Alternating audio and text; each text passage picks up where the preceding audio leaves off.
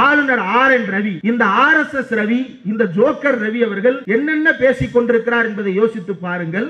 நாம நாஜிகள் தத்துவத்தை பின்பற்றுறோமா? நீ போட்டிருக்க ஒரு டவுசரு, அந்த டவுசர் எங்கிருந்து ஆட்டை போட்டு வந்தாங்கன்னு தெரியுமா? ரவி சார், நீங்க உங்களுடைய சகாக்கள் ஒரு கூட்டத்தில் கையில கம்பும் தடியுமா நின்றுகிட்டு ஒரு காக்கி டவுசரை போட்டுன்னு திரியுறீங்களே, இந்த காக்கி டவுசர் எங்கிருந்து ஆட்டையை போட்டுன்னு வந்ததுன்னு உங்களுக்கு தெரியுமா? முசோலினிட்டு இருந்து ஆட்டையை போட்டு வந்தது. நீங்க எங்களை பார்த்து சொல்றீங்க நாங்க நாஜிக்கள் அப்படின்னு. ஆசிரியர் தான் அதையும் சுட்டி காட்டினார் அறிக்கையில. இவங்களுடைய சிம்பலே ஸ்வஸ்திக் தானாமே, அதே நாஜி சிம்பல். ஏண்டா நாஜிய சிம்பலா வச்சுக்கிட்டு உடையில முசோலினி பாசிஸ்ட வச்சுக்கிட்டு நீ எங்களை பார்த்து நாஜின்னு சொல்றியா? இதுல அவர் ஆளுநருடைய இன்டர்பிரேஷன்ஸ் எல்லாம் பார்த்தீங்க அப்படின்னா மிரண்டுருவீங்க. காரல் மார்க்ஸை பின்பற்றி பிரிட்டிஷ் நம் மீது ஒடுக்குமுறை நிகழ்த்தியதான். காரல் மார்க்ஸ் பிரிட்டிஷ் படிச்சான்றது ஒண்ணு, படிச்சதை பின்பற்றினான்றது ரெண்டாவது, மூணாவது அதை நம்ம மேல திணிக்க பார்த்தான்றது மூணாவது. யார் யார் மீது ஆதிக்கம் செலுத்தியது?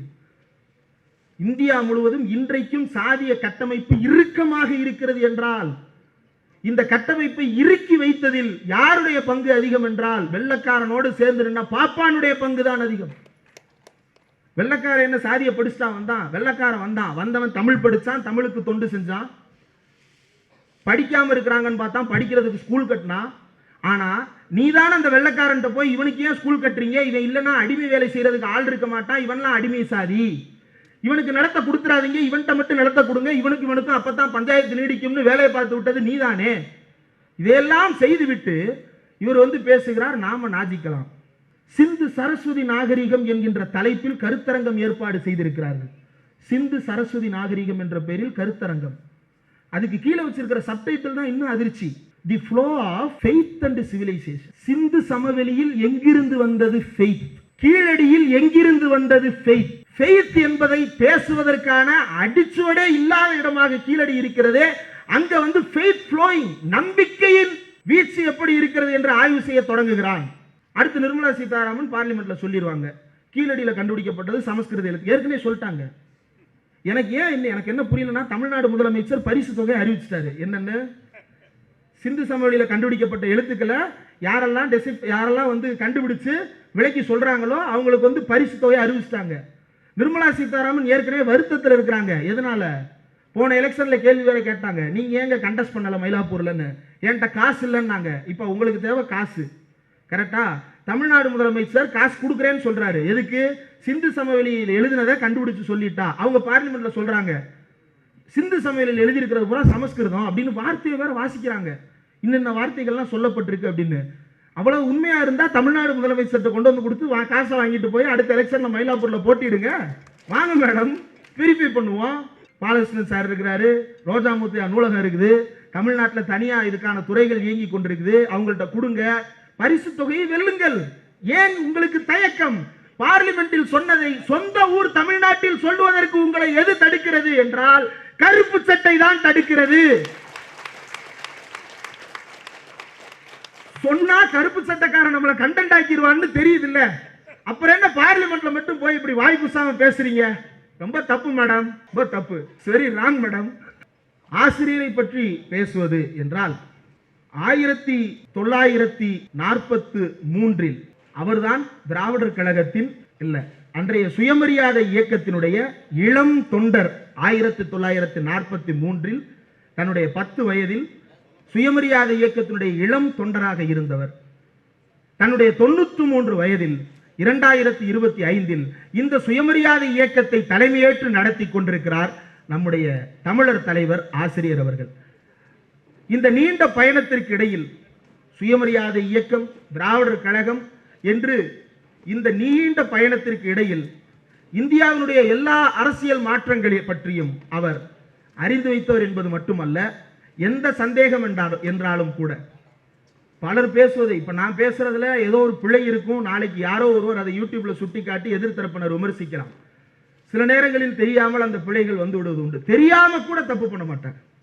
அவர் பேசுகின்ற கருத்தில், அவர் சொல்லுகின்ற ஃபேக்ட்ல இப்போது வரைக்கும் குறை கண்டுபிடிப்பதற்கு ஆளே இல்லை என்ற அளவிற்கு தமிழ்நாட்டினுடைய ஃபேக்சுவல் குடவுன் ஆசிரியர் அவர்கள். சமீபத்தில் புதுமை இலக்கிய தென்றல் சார்பாக புலவர் அவர்கள் அழைத்திருந்தார், போயிருந்தேன் பேசுவதற்காக.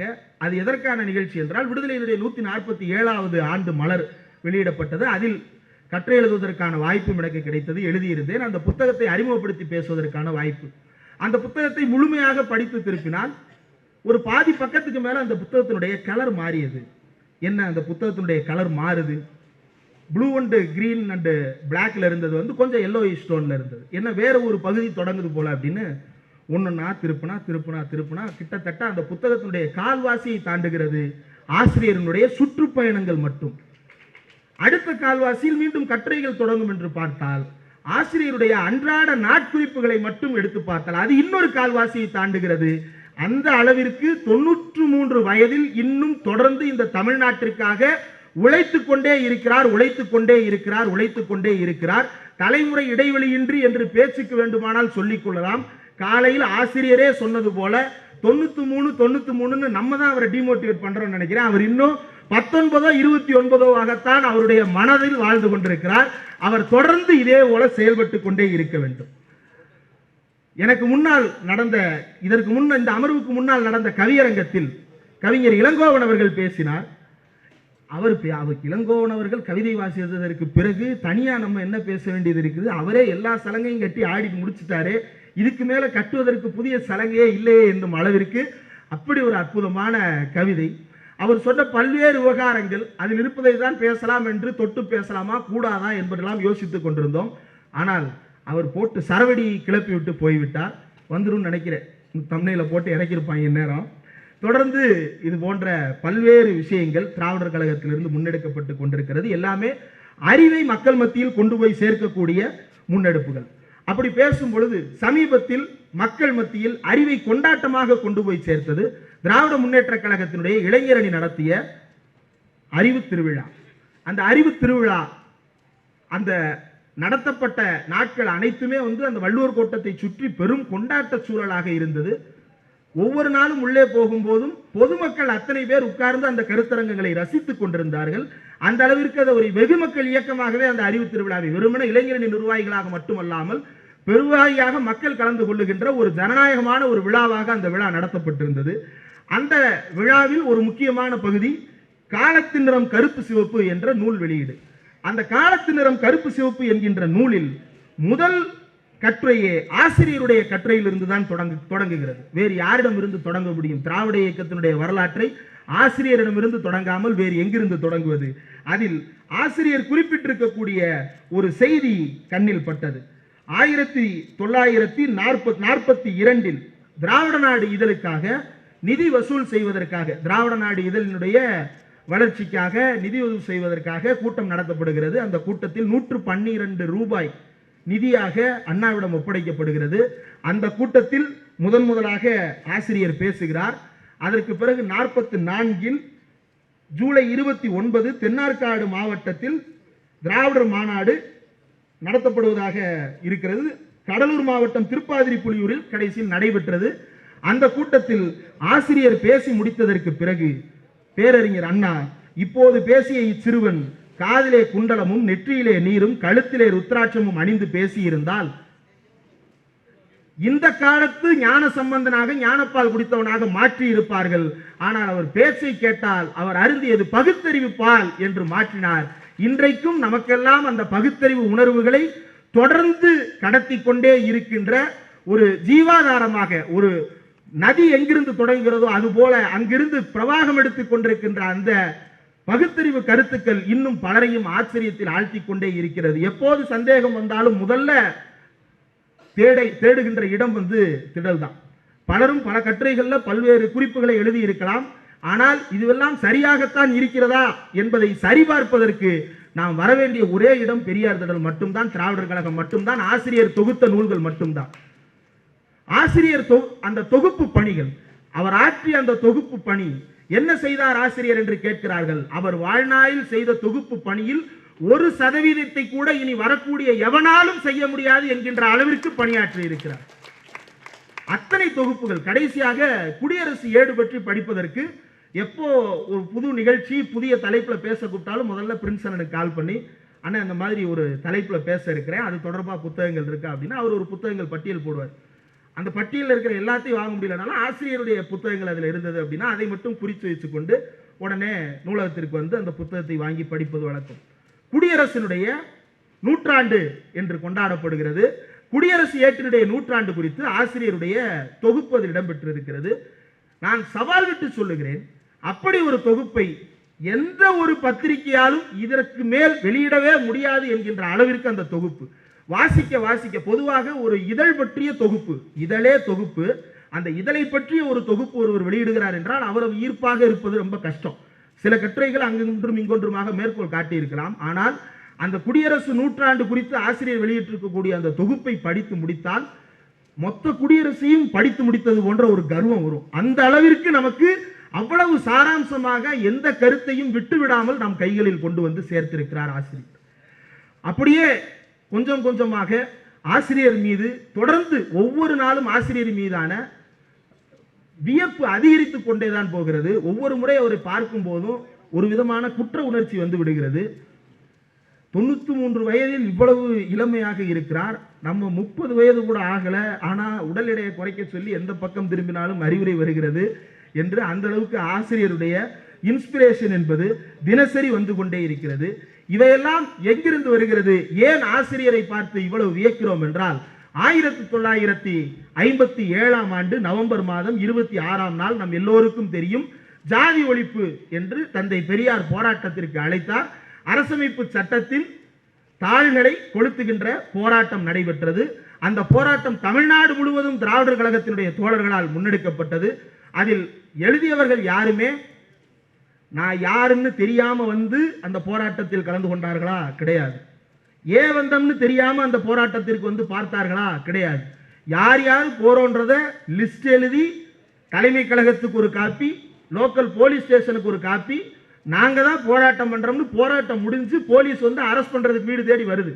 4 பேர் அரெஸ்ட் பண்ணிட்டு போனா கடலூர்ல இருந்து 5ஆவதா இன்னொருத்தர் ஓடுறாரு. எங்கப்பா ஓடுறீங்க? நானும் தான் கொளுத்தினேன், என்னை விட்டுட்டீங்களே அப்படின்னு சொல்லிட்டு தானே சிறைக்கு போய் நின்று நடத்திய அந்த போராட்டம் யாரும் ஓடி ஒளியல. பெரியார் ஏற்கனவே கைது செய்யப்பட்டு விட்டார். மணியம்மையார் வெளியிலிருந்து போராட்டத்தை தொடர்ந்து நடத்தி கொண்டிருக்கிறார். எல்லா மாவட்டங்களிலும் போராட்டம் வெடிக்கிறது. திருச்சி சிறையில் அங்குதான் திருப்பு முனை ஏற்படுகிறது. என்ன நடக்கிறது? முதன்முறையாக இந்திய வரலாற்றில் அரசமைப்பு சட்டத்தில் சாதியை பாதுகாக்கின்ற பிரிவுகளை கொளுத்தியதற்காக சிறையில் அடைக்கப்பட்ட தோழர் சிறையிலேயே கொடூரமாக தாக்கப்பட்டு கடும் நோயால் பாதிக்கப்பட்டு சிறையிலேயே தன்னுடைய உயிரை தியாகம் செய்தார் என்றால் அது தமிழ்நாட்டில் மட்டும்தான் நடந்தது. 1958 மார்ச் மாதம் 8ஆம் நாள் முதன்முறையாக அரசமைப்பு சட்டத்தை எரித்ததற்காக கைது செய்யப்பட்ட பட்டுக்கோட்டை ராமசாமி, மணல்மேடு வெள்ளைச்சாமி, இந்த 2 தியாகிகள் தான் முதலாக ஒரே சிறையிலிருந்து உயிர் நீக்கிறார்கள் 2 நாட்களுக்குள்ள. இப்ப இந்த போராட்டம் நடக்கின்ற பொழுது பட்டுக்கோட்டை ராமசாமி அவர்கள் இறந்து விட்டார் என்கின்ற செய்தி வருகிறது. இறந்து விட்டார் என்ற செய்தி வந்தவுடன் அன்றைக்கு அந்த திருச்சி மாவட்டத்தில் இருந்த தலைமை கழக நிர்வாகி பொறுப்பாளர் போய் உடலை கேட்கிறார். காலையிலிருந்து இரவு வரைக்கும் உடலை கொடுங்கள் என்று கேட்கிறார். அந்த உடலை காவல்துறையினர் கொடுக்க மறுத்துவிட்டனர். உடனடியாக சென்னையிலிருந்து அன்னை மணியம்மையார் அவர்களும் ஆசிரியர் அவர்களும் எம்.ஆர். ராதா அவர்களும் கிளம்பி திருச்சிக்கு போகிறார்கள். திருச்சிக்கு போய் அவர்களும் கேட்டு பார்க்கிறார்கள். ஆனாலும் காவல்துறை காத்திருங்கள் காத்திருங்கள் என்று சொல்லுகிறார்களே தவிர உடலை கொடுப்பதற்கு அவர்கள் சம்மதிக்கவில்லை. உடனடியாக முதலமைச்சருக்கு தந்தி அனுப்பப்படுகிறது. தந்தி அனுப்பினால் பதில் வருமா என்று தெரியாது என்கின்ற காரணத்தால் உடனடியாக அன்னை மணியம்மையார் மீண்டும் சென்னைக்கே கிளம்பி வருகிறார். இங்கு வந்து அமைச்சர்களை பார்க்கிறார். எப்படியாவது அந்த உடலை ஒப்படைங்கள் என்று சொல்லுகிறார். அப்போது அவரிடம் கேட்கப்படுகிறது, அவருடைய உறவினர் வந்தால் கொடுத்து விடுவோம் என்று. உறவினர்கள் ராமநாதபுரத்தில் இருக்கிறார்கள். அவர்களுக்கு தகவல் போய் சேரவே நாளாகிவிடும். அதற்கு பிறகு அவர்கள் எங்கிருந்து வருவது? கழகத்தாரிடம் ஒப்படைத்து விடுங்கள், நாங்கள் பொறுப்பு என்று கேட்கிறார்கள். அப்போதும் கொடுக்க பார்க்கிறேன் என்று சொல்லி அனுப்புகிறார்கள். மீண்டும் அன்னை மணியம்மையார் வருகிறார். அதற்கு பிறகு இதற்கிடையிலேயே மணல்மேடு வெள்ளைச்சாமி அவர்கள் இறந்து விட்டார். அவருடைய உடல் வந்து பெரியார் மாளிகையில் வைக்கப்பட்டு அதற்கு பிறகுதான் மணியம்மையார் சென்னைக்கு போய் சென்னையில் வந்து உத்தரவுகளை பெற்றுவிட்டு மறுபடியும் வந்து ராமசாமி அவர்களுடைய உடலையும் பெற்று 2 உடல்கள். இந்த உடலை பெறுவது அப்படின்றது இருக்குல்ல, இது ஏற்கனவே சில கூட்டங்களில் பேசியிருந்தேன். ஆனால் அன்றைக்கு கேமராக்கள் குறைவு, இன்றைக்கு கேமராக்கள் அதிகம். அதனால் மீண்டும் அதனை பதிவு செய்யவே விரும்புகிறேன். கழகத் தோழர்களுக்கு தெரியும், ஆனால் கேமரா வழியாக பார்க்கின்ற ஆச்சரிய குறிகளுக்கு புரிய வேண்டும் என்பதற்காக சில தகவல்களை சொல்லித்தான் ஆக வேண்டும். அந்த உடல் ஐஸ் பாக்ஸில் வைக்கப்பட்டு பாதுகாக்கப்பட்டு கொடுக்கப்பட்டதா? இல்லை. மார்ச்சுரி முடிக்கப்பட்டு உடனடியாக கைகளில் ஒப்படைக்கப்பட்டதா? மார்ச்சுரியில் காலதாமதம் ஏற்பட்டதா? இல்லை, எதுவும் இல்லை. என்ன செய்யப்பட்டது என்றால், அந்த உடலை காவல்துறையினர் வெளியில் போனால் இவர்கள் அறுத்து பார்த்து உடம்பில் என்ன இருக்கிறது என்று கண்டுபிடித்து விடுவார்களே என்று பயந்து திருச்சி சிறை வளாகத்திற்குள்ளேயே உடலை புதைத்து, பிறகு மேலிடத்திலிருந்து அழுத்தத்தை கொடுப்பதற்கு எல்லா வேலைகளையும் செய்ததற்கு பிறகு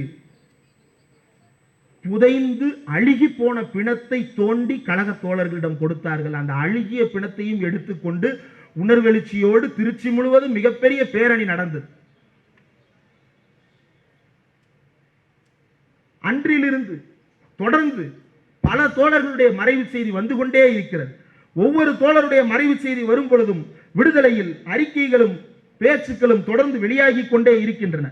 அப்படி இருக்கும் பொழுது ஒரு 10 மார்ச் 1958 விடுதலையில் ஒரு தலையங்கம் வெளியிடப்படுகிறது, கட்டுரை வெளியிடப்படுகிறது. அறிவிப்பு எப்படி வேண்டுமானாலும் இதை எடுத்துக்கொள்ளலாம். அதில் கேட்கப்பட்டது ஒன்றே ஒன்றைத்தான். சூத்திரர்களே, நம்முடைய இழிவை துடைக்க நடத்துகின்ற இந்த போராட்டத்தை பார்த்திருப்பீர்கள் என்ன நடக்கிறது என்று. இந்த கொடுமைகளுக்கு நாம் முடிவு கட்ட வேண்டாமா? எம்எல்ஏக்களே, மந்திரிகளே, அதிகாரிகளே, உங்களுக்கும் ஒரு காலத்தில் சாவு உண்டு என்பதை மறக்காதபடி உங்கள் கடமையை செய்யுங்கள். பதவி சதமல்ல, மறைந்த உயிர்களை திருப்பி தர முடியாது. ஆனால் அவரவர் கடமையை செய்யலாகாதா? சாவில் கூடவா வேற்றுமை? வேண்டாம் வேண்டாம், மனிதத்தன்மையோடு நடந்து கொள்ளுங்கள் என்று மார்ச் 10ஆம் தேதி நடந்தது. மனிதத்தன்மையோடு நடந்து கொள்ளுங்கள் என்று விடுதலை சொன்னதில்லையா? அந்த உணர்வு மனதில் பதிந்ததால் மட்டும்தான் கரூரில் ஒரு கொடூரம் நடந்தபோது உடனடியாக தன்னுடைய கடமையை செய்ய வேண்டும் என்கின்ற நோக்கோடு இரவோடு இரவாக அனைத்து பணிகளையும் விரைவுபடுத்தி மருத்துவர்களை குவித்து அவர்களிடம் உடல் ஒப்படைக்கப்பட்டது. இந்த இயக்கம் எப்படி வளர்ந்த இயக்கம்? தான் அறிவித்த போராட்டத்தில் உயிர் தியாகம் செய்த ஒருவனுடைய உடலை பெறுவதற்காக அழுகிய உடலையாவது பெற்றுவிட மாட்டோமா என்று போராடி வளர்ந்த ஒரு இயக்கம் தான் முதிர்வடைந்து இப்படி யாருடைய உடலும் அழுகிவிடக் கூடாது, உறவினர் பிடித்து கதறி அழுவதற்காவது அந்த உடல் மிச்சம் இருக்க வேண்டும் என்று உடனடியாக அந்த உடலை கொடுத்தால் இன்றைக்கு சில ஆச்சரியக்குறிகள் கேட்கிறார்கள். உடலை எப்படி இரவோடு இரவாக கொடுத்தார்கள்? இதில் ஏதோ சந்தேகம் இருக்கிறது, மர்மம் இருக்கிறது. மர்மம் எல்லாம் ஒன்றுமில்லை, சூழ்ச்சி உன்னுடைய மண்டைக்குள் இருக்கிறது. அந்த மண்டைக்குள் போன சூழ்ச்சிக்கு காரணம் உனக்குள் ஒளிந்திருக்கக்கூடிய அந்த பார்ப்பனியம். அந்த பார்ப்பனியத்தை தூக்கி நீ எரிய வேண்டும் என்பதற்காகத்தான் தொடர்ந்து இந்த போராட்டம் நடக்கிறது. அதனை ஒட்டி தொடர்ந்து தமிழ்நாடு முழுவதும் இறந்த வீரர்களுக்கு வீர வணக்கம் செலுத்துகின்ற கூட்டங்கள் நடத்தப்படுகிறது.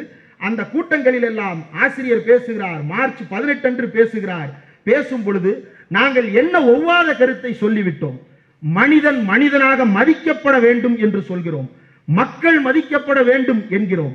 இதற்காக என்று 4000 உயிர்கள் ஊசலாடி கொண்டிருக்க வேண்டிய நிலை இது என்றால் இது நீதியாகுமா? நாம் மானத்தோடு வாழக்கூட உரிமை இல்லையா என்று கேட்டு தமிழ்நாடு முழுவதும் உணர்வை ஊட்டியவர் நம்முடைய ஆசிரியர் தமிழர் தலைவர் வீரமணி அவர்கள். இன்னும் அவர் கேட்கிறார், உயிரைத்தான் பிரித்தனரே, உடலையாவது நாம் காண கொடுத்தார்களா என்று நடந்த வேதனை சம்பவங்களை எல்லாம் பதிவு செய்கிறார். நிறைவாக அவர் இந்தி எதிர்ப்பில் குறிப்பிடுகிறார். இந்தி எதிர்ப்பில் தாளமுத்து நடராசனை இழந்தோம், சாதி ஒழிப்புக்கு பட்டுக்கோட்டை ராமசாமி மணல்மேடு வெள்ளைச்சாமியை பறிகொடுத்தோம். இந்த வீரர்களுக்கு நாம் காட்டும் மரியாதை பெரியார் அவர்கள் விடுக்கும் செய்திப்படி நடப்பதாகும். பார்ப்பானுடன் உறவு கொள்ளாதீர்கள், மான உணர்ச்சி பெறுங்கள், பெரியார் வழியில் நில்லுங்கள், சாதி காக்கும் எதையும் சுட்டெறியுங்கள், இந்து மத சாக்கடையை தூர்த்து விடுங்கள், பதவிக்காக பார்ப்பானுக்கு அடிமையாகாதீர்கள், சாதி அமைப்பை தகர்த்து சமத்துவ சமதர்ம சமுதாயத்தை அமையுங்கள் என்பதே அவ்வீரர்களின் இறுதி செய்தி. இதன்படி நடப்பதே நமது கடமை, அவர்களுக்கு காட்டும் மரியாதை என்று 1958 சூளுரைத்து மக்களுக்கு அவர் சொன்னதைத்தான் இன்றைக்கு வரைக்கும் ஒரு இம்மி விலகாமல் கடைபிடித்துக் கொண்டு நம்மையும் அதே வழியில் இழுத்து சென்று கொண்டிருக்கிறார் நம்முடைய ஆசிரியர் அவர்கள். ஏன் இதை சுட்டிக்காட்டுகிறேன் என்றால், அதற்கு முன்பு இன்று காலையில் ஒரு கட்டுரை படித்தேன், விடுதலையில் வெளியாகி இருந்தது. மறுமலர்ச்சி திமுகவை சேர்ந்த ஒரு தோழர் எழுதியிருந்தார். 44ஆம் ஆண்டு டார்பிடோ ஜனார்தனன் அவர்கள் நடத்திய இதழில் ஆசிரியர் எழுதிய ஒரு கட்டுரை, ஒரு தலைவன் என்பவர் எப்படி இருக்க வேண்டும் என்பது பற்றி ஒரு கட்டுரை எழுதுகிறார். அந்த கட்டுரையில் தலைவர் என்பவர் யார் என்பதற்கு இலக்கணமாக அவர் வடித்து, இந்த தலைவர் என்பவர் இப்படிப்பட்டவராக இருக்க வேண்டும் என்றால் தமிழ்நாட்டில் பல தலைவர்கள் இல்லை, ஒரு தலைவர் இருக்கிறார், அவர் தந்தை பெரியார் என்று தந்தை பெரியாருக்கு என்னென்ன குணங்கள் இருக்கிறதோ இதையெல்லாம் பட்டியலிட்டாரோ. அந்த கட்டுரை அதனுடைய முழு இது கிடைக்கல. ஆனால் அந்த கட்டுரையில் பெரியாருடைய பெயர் இருக்கும் இடத்தில் ஆசிரியர் என்று இட்டு நிரப்பினால் அது அப்படியே ஆசிரியர் அவர்களுக்கும் முழுமையாக பொருந்தும். 1944 தான் வேறு ஒரு தலைவருக்கு, அன்றைக்கு அவர் திராவிடர் கழகத்தில் பொறுப்பில் கிடையாது, அவர் பேச்சாளராக அறிமுகமான காலகட்டம், படித்துக் கொண்டிருந்த காலகட்டம். 44 தான் பார்த்து வியந்த ஒரு தலைவனுக்கு எழுதிய இலக்கணத்தின்படி 93 வயதிலும் 10 வயதில் எழுதியதை 83 வருடங்களுக்கு பிறகு 93 வயதிலும் மாறாமல் பின்பற்றுகின்ற இந்த குணம் உண்மையிலேயே ஆச்சரியத்தில் ஆழ்த்துகிறது. போன வாரம் ஒரு வீடியோல ஒன்னு பேசி இருக்கிறோம், இந்த வாரம் பேசுனது அதுல இருந்து முரண்பற்ற கூடாதுன்னு திரும்ப திரும்ப போட்டு கேட்டுட்டு இருக்கிற ஒரு நாள். ஒரு மேடையில பேசுறோம் அப்படின்னா போன மேடையில் பேசியதிலிருந்து இந்த மேடையில் மாறிவிடக் கூடாது, சரியாகத்தான் பேசுகிறோமா, வார்த்தை கவனமாகத்தான் கையாளுகிறோமா என்பதையெல்லாம் மீண்டும் மீண்டும் அளந்து பார்த்து கொண்டே இருக்கிறோம்.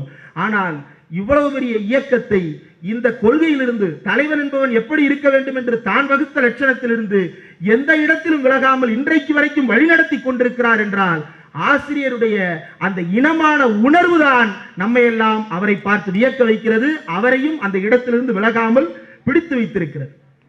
இன்னும் ஆச்சரியமான ஒரு விஷயம் என்னவென்றால், பொதுவாக திராவிட இயக்கத்தை சேர்ந்த யாரும் உயிருக்கு அஞ்சுவது கிடையாது.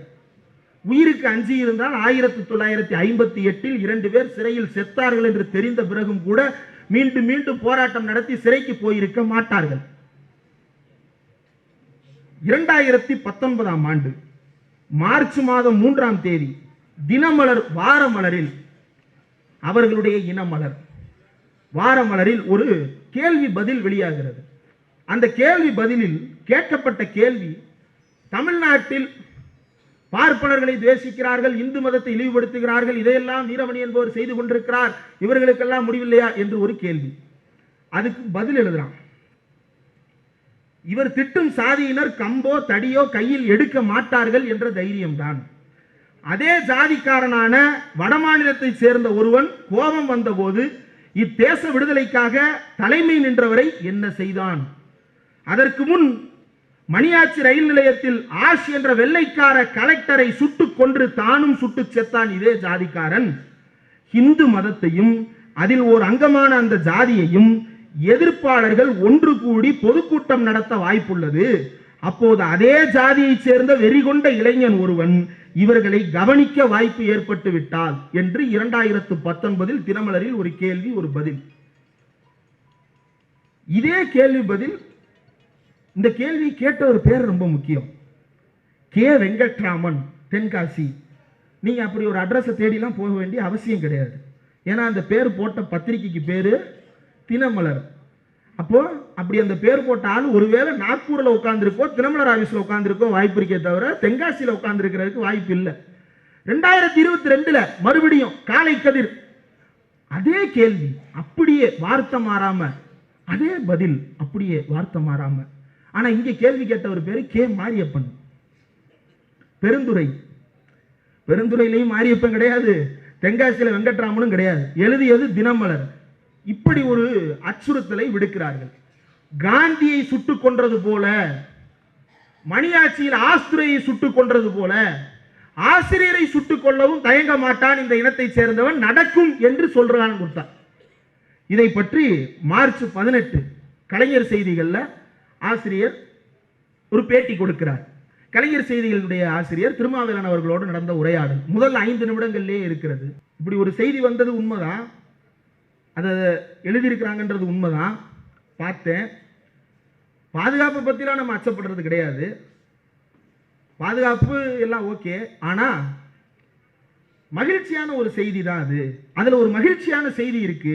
என்னன்னா, சராசரியா ஒரு மனுஷன் வாழ்ந்தான் செத்தான், எத்தனையோ பேர்ல ஒருத்தனா இல்லாம ஒருத்தன் செத்ததுக்கு அப்புறமும் அவனுடைய உடலும் அவனுடைய வாழ்வும் அவனுடைய பணியும் பயனுள்ள ஒரு கொள்கைக்காக அர்ப்பணிக்கப்பட்டது என்கின்ற ஒரு நிலைதான் பெரும் வாய்ப்பு. அந்த வாய்ப்பு எனக்கு கிடைக்கும் முடியல, இது இல்ல ஹைலைட். இதுக்கு அடுத்து சொன்னதுதான் அது எனக்கு நற்சான்று. ஆமா, இது எப்பவுமே சொல்றது, நூல் எந்த திசையில் ஆடுகிறதோ அதற்கு எதிர் திசையில் ஆடுவதுதான் நம்முடைய வேலை. நூலாடும் திசையில் நீ ஆடாதே. அந்த கொலை மிரட்டலுக்கு ஆசிரியர் சொன்ன பதிலில் அது எனக்கு நற்சான்று என்று சொன்னார். அது எனக்கு நற்சான்று என்பது கூட அல்ல, அதற்கு பிறகு ஒரு வார்த்தை சொன்னார். இப்படி ஒரு சம்பவத்தில் இப்படி ஒரு விஷயத்தை யோசிக்க அவரால் எப்படி முடிந்தது என்பதுதான் அதில் இருந்த மிகப்பெரிய ஆச்சரியம். நான் செத்துவிட்டால், நான் கொல்லப்பட்டு விட்டால் எனக்கு பிறகு என் உடல் என்ன ஆகும் என்பது தெரியாது. ஆனால் நான் வாழும் போதே இப்படி ஒரு மிரட்டலை விட்டிருக்கிறார்கள். இதன் மூலமாக எனக்கு பிறகும் என்னுடைய வரலாறு தொடரும் என்பதற்கு அவன் ஆயுள் காப்பீடு செய்து கொடுத்திருக்கிறான் என்று சொன்னார் ஆசிரியர் அவர்கள். தன்னுடைய வாழ்க்கையை இந்த தமிழ்நாட்டிற்காகவும் தமிழர்களுக்காகவும் திராவிட இனத்திற்காகவும் அவர் அர்ப்பணித்திருக்கிறார். இன்னும் தமிழர் தலைவர் என்று தி இந்து வெளியிட்ட ஒரு புத்தகம் இருக்கிறது. அந்த புத்தகத்தில் அவர் ஒரு செய்தியை சுட்டிக்காட்டுகிறார். ரொம்ப முக்கியமான செய்தி, தந்தை பெரியார் சொன்ன செய்தி. தந்தை பெரியார் சொன்னது என்னவென்றால், நான் இந்த இனத்திற்கு சுயமரியாதை என்கின்ற இன்ஜினை பூட்டிவிட்டேன். இனி இந்த இன்ஜின் என்ன செய்யும் என்றால், நான் இந்த இனத்திற்கு சுயமரியாதை என்கின்ற இன்ஜினை பூட்டிவிட்டேன். நான் இந்த இனத்திற்கு இன்ஜினை பூட்டிவிட்டேன். இனி இந்த நாட்டில் எங்கெல்லாம் யாரெல்லாம் ஒடுக்கப்படுகிறார்களோ, அப்படி ஒடுக்கப்படுகின்ற இடத்திலெல்லாம் இந்த இனம் போராட்டத்தை முன்னெடுக்கும். இனி எங்கெல்லாம் உரிமை மறுக்கப்படுகிறதோ, மறுக்கப்படும் இடங்களிலெல்லாம் இந்த இனம் போராட்டத்தை முன்னெடுக்கும். இது நாடு முழுவதும் பரவக்கூடியது என்று அவர் குறிப்பிட்டார். பெரியார் அவர்கள் குறிப்பிட்டதை ஆசிரியர் மேற்கோள் காட்டியது மட்டுமல்ல, அதே வழியில்தான் இன்றைக்கு வரைக்கும் தமிழ்நாட்டில் சில பெயர்களை இந்திய வரலாற்றால் அழிக்கவே முடியாது. இந்தியா முழுவதும் லல்லு பிரசாத் யாதவ் என்றால், லல்லு பிரசாத் யாதவுக்கு இந்தியா வைத்திருக்கிற அளவுகோல் வேறு, தமிழ்நாடு வைத்திருக்கிற அளவுகோல் வேறு. விபி சிங்கிற்கு இந்தியா வைத்திருக்கிற அளவுகோல் வேறு, தமிழ்நாடு வைத்திருக்கிற அளவுகோல் வேறு. இதற்கெல்லாம் காரணம் யார்? கற்பூரி தாக்கூர்னு ஒருத்தர் இருக்கிறாரு. அப்படி ஒருத்தர் இருந்தாரான்னு கர்நாடகாவில் போய் கேட்டா தெரியாது. ஆனா தமிழ்நாட்டுக்கு கற்பூரி தாக்கூரை தெரியும். ஏன்னா பீகார் இடஒதுக்கீட்டை அறிமுகப்படுத்தினார் என்று. லல்லு பிரசாத் யாதவை தமிழ்நாட்டிற்கு தெரியும். லல்லு பிரசாத்தை எப்படி தெரியும்? அவர் இடஒதுக்கீட்டிற்காக போராட்டம் நடத்தினார், பிற்படுத்தப்பட்ட இனத்தின் மக்களுக்காக போராடினார், மண்டல் கமிஷன் பரிந்துரைகளை அமல்படுத்துவதற்காக போராடினார் என்று நமக்கு தெரியும். இதுவெல்லாம் நமக்கு தெரிந்திருக்கிறது என்றால் அதற்கு ஒரே காரணம் நம்முடைய தமிழர் தலைவர் ஆசிரியர் அவர்களும் திராவிடர் கழகமும் மட்டும்தான். திராவிடர் கழகம் அறிமுகப்படுத்தி இருக்காவிட்டால் தமிழ்நாட்டிற்கு விபி சிங் கிடையாது. திராவிடர் கழகம் அறிமுகப்படுத்தி இருக்காவிட்டால் தமிழ்நாட்டிற்கு மண்டல் கமிஷன் தெரியாது. திராவிடர் கழகம் இருந்திருக்காவிட்டால் தமிழ்நாட்டிற்கு லல்லு பிரசாத் யாதவ் மேலும் ஒரு பீடாக்காரராகத்தான் தெரிந்திருப்பார். திராவிடர் கழகம் இருந்திருக்காவிட்டால் தமிழ்நாட்டில் கற்பூரி தாக்கூர் யாரோ ஒருத்தர் எங்கேயோ அவார்டு வாங்கிட்டு போயிட்டார் போல என்பதாகத்தான் இருந்திருக்கும். ஆனால் இந்தியா முழுவதும் எங்கெல்லாம் சமூக நீதி போராட்டம் நடக்கிறதோ அங்கெல்லாம் இருக்கக்கூடிய தலைவர்களை நமக்கு அறிமுகப்படுத்தி, அவர்களுக்கெல்லாம் தமிழர்களுடைய இனத்தின் பெருமையை அறிமுகப்படுத்தி, நம்முடைய சுயமரியாதை சிந்தனையை அறிமுகப்படுத்தி, இன்றைக்கு பீகாரில் முதலமைச்சர் வேட்பாளராக போட்டியிட்டு தோல்வியடைந்திருக்கலாம் தேஜஸ்வி அவர்கள். ஆனால் அந்த தேஜஸ்வி சொல்கிறார், இந்தியாவிலேயே யார் சிறந்த முதலமைச்சர் என்று நீங்கள் கருதுகிறீர்கள் என்று தேர்தலுக்கு முன்னால் கேட்கப்பட்ட போது அவர் சொல்லுகிறார், தமிழ்நாட்டின் முதலமைச்சர் மு.க. ஸ்டாலின் தான் இந்தியாவிலேயே சிறந்த முதல்வர் என்று அவர் சொல்லுகிறார்.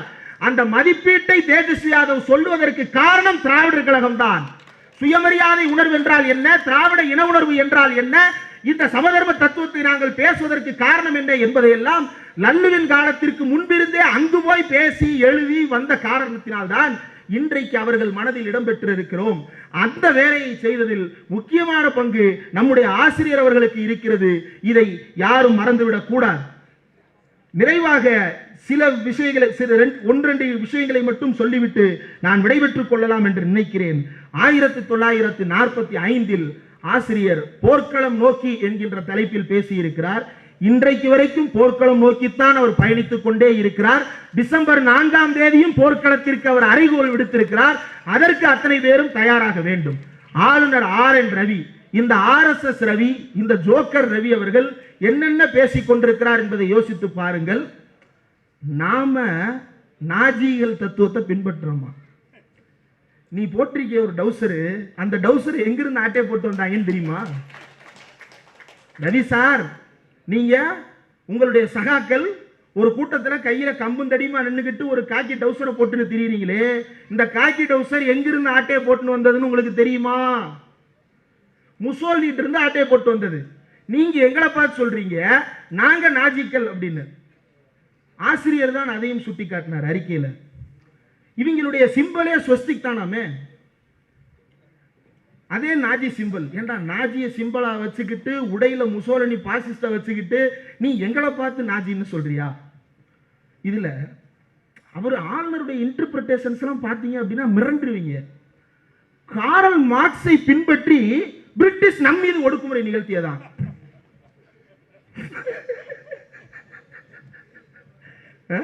காரல் மார்க்ஸ் பிரிட்டிஷ் படிச்சான்றது ஒண்ணு, படிச்சதை பின்பற்றினான்றது ரெண்டாவது, மூணாவது அதை நம்ம மேல திணிக்க பார்த்தான்றது மூணாவது.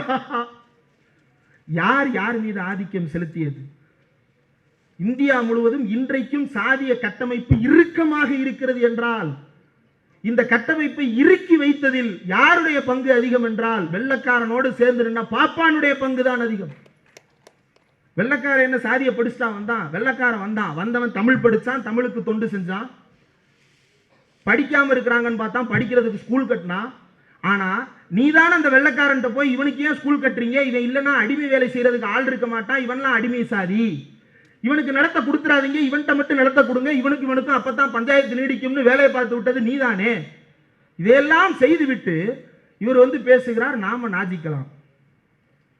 தந்தை பெரியார் ஒரு அறைகோல் விடுத்தார், இதுக்கு மேல பொறுத்து பயனில்லை போல தெரியுது, எல்லாம் ரெடி ஆயிருங்க அப்படின்ட்டு.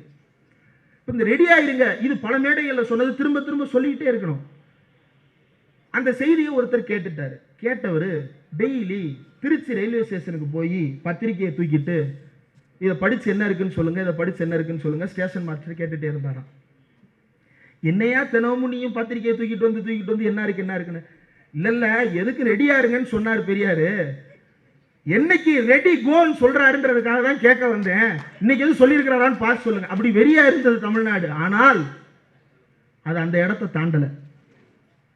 கோபம் இருந்தது, வெறி இருந்தது, வெறுப்பு இருந்தது. ஆனால் எல்லாவற்றையும் சமநிலைப்படுத்தி அறிவோடு யோசிப்பதற்கு சொல்லிக் கொடுத்தவர் தந்தை பெரியார். ஆயுதத்தை எடுக்க சொல்லித் தரவில்லை. ஆயுதத்தை சொல்லிக் கொடுத்தது யார்? உன்னை போன்ற RSS காரர்கள், கயவர்கள் தான் ஆயுதத்தை சொல்லிக் கொடுத்தார்கள். அந்த ஆயுதம் இந்தியா முழுவதும் சிறுபான்மையினரை வேட்டையாடுகிறது, இந்தியா முழுவதும் ஒடுக்கப்பட்ட மக்களை மேலும் ஒடுக்குகிறது, தாழ்த்தப்பட்ட மக்களை இன்னும் வெளியில் தள்ளுகிறது, பெண்களை நிர்வாணப்படுத்தி ரோட்டில் நிற்க வைத்திருக்கிறது. அது உன்னுடைய RSS தத்துவம், உன்னுடைய நாக்பூர் தத்துவம், உன்னுடைய சனாதன தத்துவம். இதையெல்லாம் பார்த்து கொண்டும் உன்னோடும் அறிவோடு பேச வேண்டும் என்று பொறுமையாக காத்திருக்கிறோம் இல்லையா? இந்த காத்திருப்பை சொல்லிக் கொடுத்தவர் தந்தை பெரியார். அவர் வேறதையும் சொல்லிக் கொடுக்கவில்லை. அறிவோடு பேசுவதற்கு காத்திரு. மானம் இல்லாத ஒருத்தனோட நீ போய் மல்லு கட்டிக்கிட்டு தேவையில்லாம எனர்ஜி வேஸ்ட் பண்ணாத, கரெக்டா டைம் பார்த்து வேலை பார்ப்போம் அப்படின்னு பெரியார் எங்களுக்கு அறிவுபூர்வமாக அணுகுவதற்கு சொல்லிக் கொடுத்திருக்கிறார். அந்த அறிவுபூர்வமான வேலைகளை இன்றைக்கு இந்தியா முழுவதும் செய்து அதில் ஓரளவுக்கு நாம் வெற்றியும் பெறுவதற்கு தயாராகிவிட்டோம் என்று நினைக்கிறேன். ஏனென்றால் இதற்கு முன்பு இந்தியா முழுவதும் பேசப்படாத பல விஷயங்கள் இந்தியாவில் எதிர்பாராத முனைகளில் இருந்தெல்லாம் ஒழிக்க தொடங்கி இருக்கிறது. அதில் இன்னும் குறிப்பா அந்த வன்முறை பற்றி பேசும் பொழுது பாலகிருஷ்ணன் சார் இங்க வந்திருக்கிறார். அவர் சமீபத்தில் கொடுத்த ஒரு பேட்டி அதை சுட்டிக்காட்ட வேண்டும் நினைக்கிறேன். கிரஹாம் ஸ்டெயின்ஸ், ஒடிசாவை சேர்ந்த கிரஹாம் ஸ்டெயின்ஸ் அவர்களுக்கு என்ன நடந்தது என்பதை தயவு செய்து அவர் பேசி இருக்கக்கூடிய பேச்சு இங்கு வந்திருக்கக்கூடிய எல்லா சேனல்களையும் பதிவு செய்யப்பட்டிருக்கும் என்று நினைக்கிறேன். அதை அனைவரும் தயவு செய்து கேட்க வேண்டும். அப்படி தமிழ்நாட்டில் ஒரு சம்பவமும் நடக்காமல் காப்பாற்றி கொண்டிருப்பது திராவிட இயக்கத்தை சேர்ந்தவர்கள் தான், வேறு யாரும் கிடையாது. இன்றைக்கு இந்தியா முழுவதும் இந்த தத்துவம் போய் சேர்ந்தால் மட்டும்தான் அங்கு நடக்கக்கூடிய வன்முறைகளும் கட்டுப்படுத்தப்படும், சுயமரியாதை மீட்டெடுக்கப்படும் என்பது அனைவராலும் உணரப்பட தொடங்கி இருக்கிறது. இதை நாம் நிறைவாக ஒரே ஒரு கருத்தை மட்டும் சொல்லி விடைபெற்றுக் கொள்ளுகிறேன். தமிழ்நாட்டிலும் இந்த சங்கிகள் தொடர்ந்து வெவ்வேறு வகைகளில் ஊடுருவ முயற்சி செய்து கொண்டிருக்கிறார்கள். அந்த ஊடுருவல் முயற்சிகளினுடைய ஒரு வெளிப்பாடாக கொங்கு நாடு கலை அறிவியல் கல்லூரி, அது ஒரு தனியார் கல்லூரி, அந்த தனியார் கல்லூரியில் சிந்து சரஸ்வதி நாகரிகம் என்கின்ற தலைப்பில் கருத்தரங்கம் ஏற்பாடு செய்திருக்கிறார்கள். சிந்து சரஸ்வதி நாகரிகம் என்ற பெயரில் கருத்தரங்கம். அதுக்கு கீழே வச்சிருக்கிற சப்டைட்டில் தான் இன்னும் அதிர்ச்சி. The flow of faith and civilisation. Sindhu சமவெளியில் எங்கிருந்து வந்தது ஃபெய்த், கீழடியில் எங்கிருந்து வந்தது ஃபெய்த். ஃபெய்த் என்பதை பேசுவதற்கான அடிச்சுவடே இல்லாத இடமாக கீழடி இருக்கிறதே, அங்க வந்து ஃபெய்த் ஃப்ளோயிங், நம்பிக்கையின் வீழ்ச்சி எப்படி இருக்கிறது என்று ஆய்வு செய்ய தொடங்குகிறான். அடுத்து நிர்மலா சீதாராமன் பார்லிமெண்ட்ல சொல்லிடுவாங்க, கீழடியில் கண்டுபிடிக்கப்பட்டது சமஸ்கிருத எழுத்து. ஏற்கனவே சொல்லிட்டாங்க. எனக்கு என்ன புரியலன்னா, தமிழ்நாடு முதலமைச்சர் பரிசு தொகை அறிவிச்சிட்டாரு. என்னன்னு, சிந்து சமவெளியில் கண்டுபிடிக்கப்பட்ட எழுத்துக்களை யாரெல்லாம் வந்து கண்டுபிடிச்சு விலைக்கு சொல்றாங்களோ அவங்களுக்கு வந்து பரிசு தொகை அறிவிச்சிட்டாங்க. நிர்மலா சீதாராமன் ஏற்கனவே வருத்தத்தில் இருக்கிறாங்க. எதனால? போன எலெக்ஷன்ல கேள்வி வேற கேட்டாங்க, நீங்க ஏங்க கண்டஸ்ட் பண்ணல மயிலாப்பூர்லன்னு. என்கிட்ட காசு இல்லைன்னாங்க. இப்ப உங்களுக்கு தேவை காசு, கரெக்டா? தமிழ்நாடு முதலமைச்சர் காசு கொடுக்குறேன்னு சொல்றாரு. எதுக்கு? சிந்து சமவெளியில் எழுதினதை கண்டுபிடிச்சு சொல்லிட்டா. அவங்க பார்லிமெண்ட்ல சொல்றாங்க, சிந்து சமவெளியில் எழுதியிருக்கிறது பூரா சமஸ்கிருதம் அப்படின்னு வார்த்தையை வேற வாசிக்கிறாங்க. இன்னென்ன வார்த்தைகள்லாம் சொல்லப்பட்டிருக்கு அப்படின்னு. அவ்வளவு உண்மையா இருந்தா தமிழ்நாடு முதலமைச்சர்கிட்ட கொண்டு வந்து கொடுத்து காசை வாங்கிட்டு போய் அடுத்த எலெக்ஷன்ல மயிலாப்பூர்ல போட்டிடுங்க. வாங்க மேடம், வெரிஃபை பண்ணுவோம். பாலகிருஷ்ணன் சார் இருக்கிறாரு, ரோஜாமூர்த்தியா நூலகம் இருக்குது, தமிழ்நாட்டில் தனியா இதுக்கான துறைகள் இயங்கி கொண்டிருக்குது. அவங்கள்ட்ட கொடுங்க, பரிசு தொகையை வெல்லுங்கள். ஏன் உங்களுக்கு தயக்கம்? பார்லிமெண்டில் சொன்னதை சொந்த ஊர் தமிழ்நாட்டில் சொல்லுவதற்கு உங்களை எது தடுக்கிறது என்றால் கருப்பு சட்டை தான் தடுக்கிறது. சொன்னா கருப்பு சட்டைக்காரன் நம்மளை கண்டென்ட் ஆக்கிடுவான்னு தெரியுது இல்ல? அப்புறம் என்ன பார்லிமெண்ட்ல மட்டும் போய் இப்படி வாய் குசாம பேசுறீங்க? ரொம்ப தப்பு மேடம், ரொம்ப தப்பு. Very wrong madam, very very wrong. ஆக இப்படி அறிவுக்கு புறம்பாக பேசிக் கொண்டிருக்கிறார்கள், அறிவியலுக்கு புறம்பாக பேசிக் கொண்டிருக்கிறார்கள். ஆனால் அறிவுக்கும் அறிவியலுக்கும் ஆன ஒரே இயக்கமாக தமிழ்நாட்டில் திராவிட இயக்கம் இந்த கருத்துக்களை எல்லாம் தொடர்ந்து எது சரி எது தவறு என்பதை ஆராய்வதற்கான ஒரு திசை வழிகாட்டியாக ஆசிரியர் இருக்கிறார். நாங்கள் ஆசிரியரோடு ஒரு நேர்காணல் செய்திருந்தோம். மைனர் வந்திருக்கிறாரு, நான் மைனர், மில்டன், மகிழ்நன் 4 பேர் சேர்ந்து ஆசிரியரோடு நேர்காணல் செய்திருந்தோம். அதில் ஆசிரியர் ஒரு தகவலை குறிப்பிட்டார். அதிமுக ஆட்சி காலத்தில் நீட் தேர்வை ஏற்றுக்கொள்ளலாமா வேண்டாமா என்று அன்றைய அமைச்சருக்கு ஒரு குழப்பம். என்ன குழப்பம், ஏன் குழப்பம் என்றால், ஆசிரியரிடம் வந்து அவர்கள் சொல்லுகிறார்கள், இந்த மாதிரி நம்மளுக்கு மெடிக்கல் காலேஜில் சீட்டை இன்க்ரீஸ் பண்ணி தர்றோம், நீங்க நீட்டுக்கு ஒத்துக்கங்கன்னு கேட்கிறாங்க, இதை நம்ம ஒத்துக்கலாமான்னு ஆசிரியர் வந்து கேட்டிருக்கிறாங்க. அப்போ ஆசிரியர் சொன்னதுதான், அனைத்து கட்சி கூட்டத்தை கூட்டுங்க, தமிழ்நாட்டுடைய பொது மனசாட்சி என்னன்றதை அவங்களுக்கு காட்டுவோம்னு சொல்லி அவங்களுடைய நயவஞ்சகமான சூழ்ச்சிக்கு சீட்டு தரேன்னு சொல்லுவான். நீங்க ஓகே சொல்லுவீங்க, ஆனா அந்த சீட்ல உங்க வீட்டு புள்ள இருக்காது. ராமநாதபுரம் மெடிக்கல் காலேஜில் யார் படிக்கிறா? எய்ம்ஸ் மதுரை படிச்சு முடிச்சு பாஸ் அவுட் ஆயிட்டாங்க, தெரியுமில? உலகத்திலேயே இப்படி ஒரு பல்கலைக்கழகத்தை நீங்க பார்க்கவே முடியாது, கேள்விப்பட்டிருக்கவே முடியாது. எய்ம்ஸ் மதுரை செயல்பாட்டில் இருக்கு. பில்டிங் கிடையாது, டாக்டர் கிடையாது, ஒண்ணும் கிடையாது. எங்க படிக்கிறான்? ராமநாதபுரம் மெடிக்கல் காலேஜில் படிச்சுட்டு இருக்கான். பாஸ் அவுட்டே ஆக போறான். இப்ப அவன் வந்து படிச்சுட்டு அவன் சண்டை போடுறான், என்னன்னு, எங்களுக்கு ஹிந்தியில சொல்லி கொடுக்க மாட்டாங்க. ஏன்னா தமிழ்நாட்டினுடைய பொறுமைக்கு எல்லை உண்டு. அந்த எல்லையை சோதித்து பார்க்க ஒன்றிய அரசு முயற்சி செய்கிறது. அதனால் நாம் கவனமுடன் கையாள வேண்டிய காலகட்டம். தமிழ்நாட்டை இப்படி ஏன் அந்த அனைத்து கட்சி கூட்டத்தை ஆசிரியர் கூட்ட சொன்னார் என்கின்ற செய்தியை சொல்றேன்னா, ஏதோ ஒரு இடத்துல அந்த மூளைக்குள்ள இந்த விஷயத்தை ஆசிரியர்கிட்ட போய் கேட்போம்னு தோணி இருக்குல்ல. ஏடிஎம்கே தான், பாஜக கூட்டணி தான், ஆனா இந்த மேட்டர் ஆசிரியர்கிட்ட கேட்போம்னு மண்டைக்குள்ள உரைச்சிருக்குல்ல, அந்த உரைச்சது ரொம்ப முக்கியம். ஆனால் இன்றைக்கு அந்த உரைப்பு தொடர்கிறதா? அல்லது மூளையில் இருக்கக்கூடிய அந்த உரைப்பை உணர்ந்து சொல்லக்கூடிய அந்த மொட்டுக்கள் எல்லாம் மழுங்கடிக்கப்பட்டிருக்கிறதா அப்படின்னு தெரியாத அளவிற்கு பள்ளி கல்லூரிகளை பற்றியும் கோவில் நிதியில் ஸ்கூல் கட்டுறாங்கன்னு கண்ணெறிய பேசுவதுமாக ரொம்ப கொடூரமாக மாறி போயிருக்கிறது காட்சிகள். இதையெல்லாம் தாண்டித்தான் நாம் இந்த இனத்தின் விடுதலைக்காக தொடர்ந்து போராடி கொண்டிருக்கிறோம், தொடர்ந்து எழுதி கொண்டிருக்கிறோம், தொடர்ந்து இயங்கி கொண்டிருக்கிறோம்.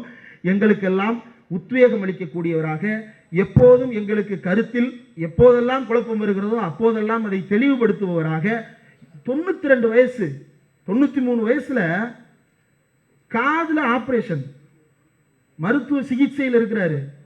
சிகிச்சையில் இருக்கிறவர், நான் இடையில பிரின்சன்ட்ட வந்து ஒரு நிகழ்ச்சி ஒன்று ஏற்பாடு பண்ண வேண்டியது இருக்குன்னு, பெரியாரனும் பெருநர் மாதிரி ஒரு கூட்டம் ஒன்று நடத்துவோம், ஆசிரியர் வந்து கலந்துக்கணும்னு அண்ணன்ட்ட கேட்டேன்.